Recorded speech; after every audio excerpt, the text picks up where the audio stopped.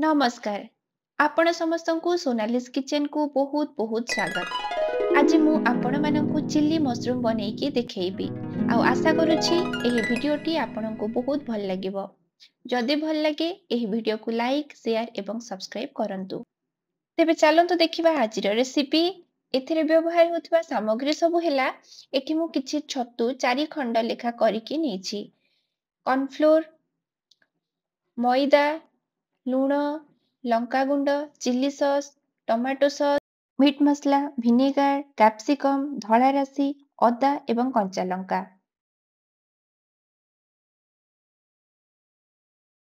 एबे ए काटिकी रखिथिबा मशरूम रे मु ऐड करूछि कॉर्नफ्लोर, मैदा एवं आपणक स्वाद अनुसार लूण,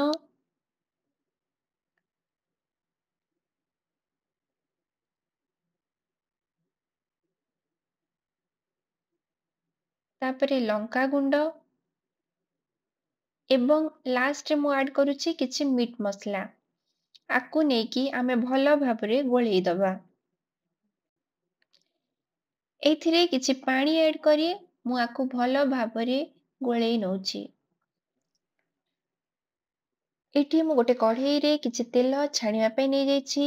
तेल हमर भलो भाबरे गरम हेई जाईछि। आगरु प्रस्तुत करिथिबा छतु को मु वर्तमान छाणी नउछि। देखंतु मु को परि भाबरे छाणुछि। गैस रो फ्लेम को पूरा हाई करिबेनी, लो टू मीडियम रहिबो।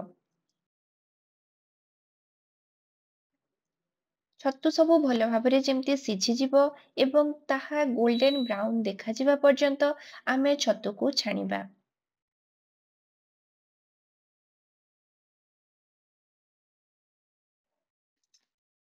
देखंतु हमर छतु एबे पूरा गोल्डन ब्राउन कलर हे गलानी। एबे ए छतु को आमे गोटे प्लेट रे छाणिकी रखिबा। सेही कढ़ेई मु अल्प किछि तेल नेछि एवं सेही तेल उपरे मु किछि जीरा, गोटा जीरा दउछि।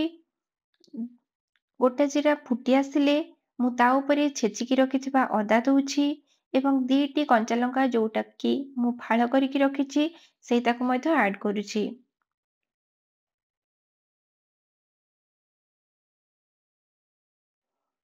छेचा अदार कंचा बास्ना गला जाए ताकु मु भाजी नउछि एवं तापरे आगरु क्यूब साइज रे काटिकी रखिथिबा कैप्सिकम को मु नेकी किछि समय भाजी नउछि।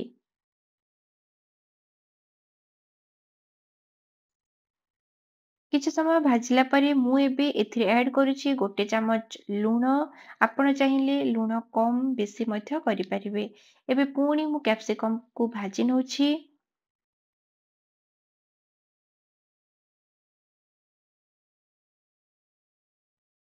कैप्सिकम भलो भाबरे सिझिबा पई मु आकु किछि समय पई ढांकीकी रखुछि। देखंतु कैप्सिकम हमर भलो भाबरे सिझि जाईछि। एबे मु एथिरे ऐड करूछि किछि चिली सॉस। तापरे मु एथिरे ऐड करिवि किछि टमाटो सॉस।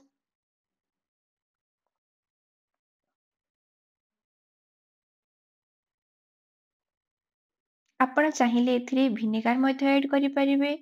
जदि विनेगार नाही ताहेले आपण लेंबु रस मध्य चिपुडी परिबे। एबे आकु भलो भाबरे मु किछि समय पई घांटी नेबी।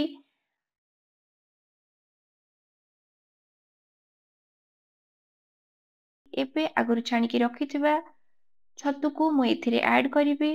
भलो भाबरे आकु सॉस रे गोळेई नेबी। किछि समय गोळेई नेला परे हमर प्रस्तुत हेई जिवो चिल्ली छतु। आपण एथिरे चाहिले धळा राशि किछि मध्य ऐड करि परिबे। एटा टोटाली ऑप्शनल।